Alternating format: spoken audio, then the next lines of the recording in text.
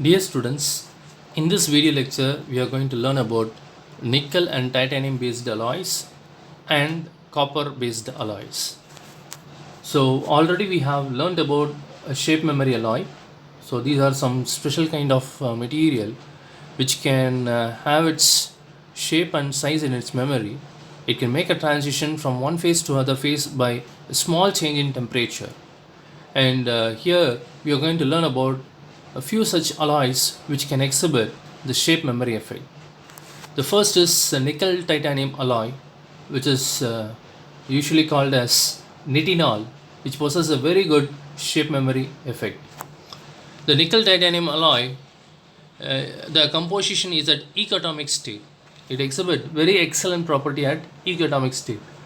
So equiatomic state means equal composition. 50%, for example, if you take 50% of nickel, then the remaining 50% will be titanium. At that percentage, it possesses a very good property. For example, very high corrosion resistance, excellent strength, and also it exhibits excellent shape memory effect at that particular composition when compared to any other composition. And it exhibits a maximum austenite finish temperature of 393 Kelvin for all its nickel titanium composition.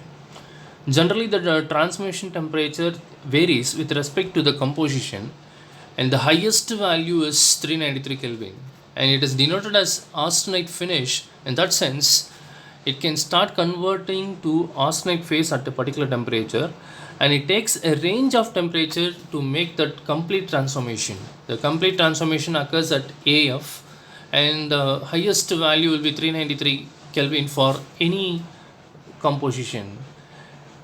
And the properties of nickel titanium alloys greatly depend upon the composition of nickel ions added in titanium. And by varying the percentage of nickel, we can alter the properties of nitinol. And this is a nickel titanium copper alloys. Copper doped nickel titanium alloys is another material which exhibit a shape memory effect. And what is the usage of this copper?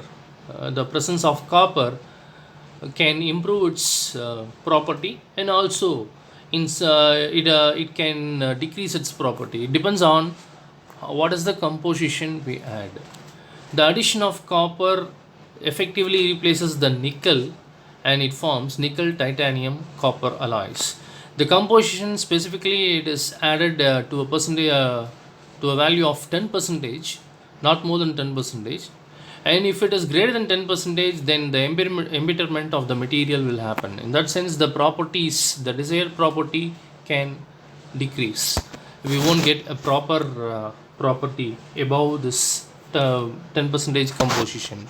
Even the shape memory effect may not be exhibited by such a material. And when we add this copper, it reduces the hysteresis of SMA response, transformation strain, and the pseudoelastic hysteresis. The pseudoelastic hysteresis means we know that the hysteresis, the phase transformation occur instead of change in temperature, it occurs due to the change in mechanical pressure, or by applying a load, we can make the phase transformation to occur. That is pseudoelasticity. The small hysteresis make the nickel titanium copper alloy an ideal choice for actuators. So generally, this nickel titanium copper alloy possesses a very small hysteresis. In that sense, it is so sensitive to the temperature, where it can be a very ideal choice to make actuators out of this metal. And the next alloy is nickel titanium niobium alloy. In that sense, niobium doped nickel titanium alloy. The addition of niobium, again, it will replace some of the nickel atoms, and this will leads to widen the hysteresis curve. If it widen the hysteresis curve, then potentially what is happening there is we are decreasing the hysteresis temperature. In that sense, the response for change in temperature will be very minimum. There won't be a huge response. There will be very less response when we change the temperature. All right, it helps to show a minimum response to change in hysteresis temperature. And the next topic is high temperature SMAs. These are all some special development of the development of a new class of SMA material where it exhibit high temperature is shape memory alloys.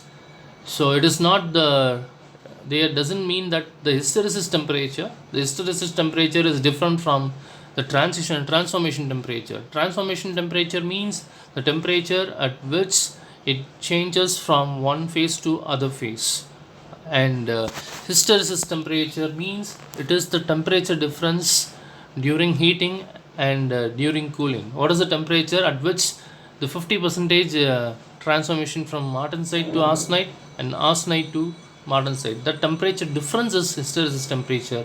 But here it is the transformation, where the transformation occurs.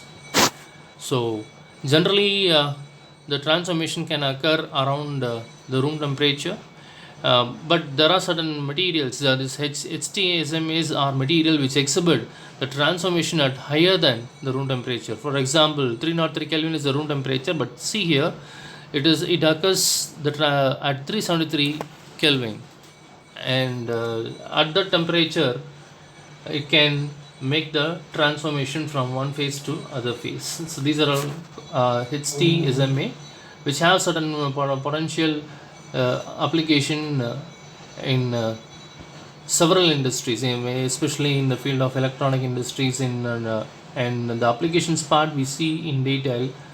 Already we saw that in detail in shape memory alloys, and for all those applications this has been used. So the next is copper based alloy. So generally copper based alloy possesses less transformation temperature when compared to nickel titanium alloy. The transformation temperature and is very less when compared to nickel titanium, and these transformation temperatures of copper based alloy it greatly depend upon the composition.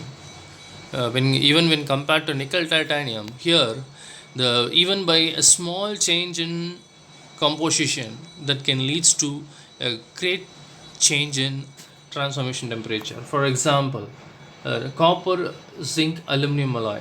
So in this alloy, the ductility and resistance to intergranular fracture of copper zinc binary alloys are comparatively higher than other copper based alloy.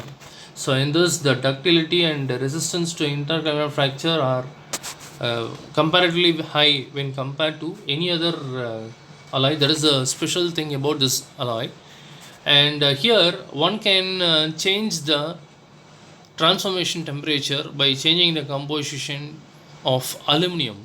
If the composition of aluminum changed from 5 weight percentage to 10 weight percentage, then it can it can have a change in temperature from 93 Kelvin to 373 Kelvin.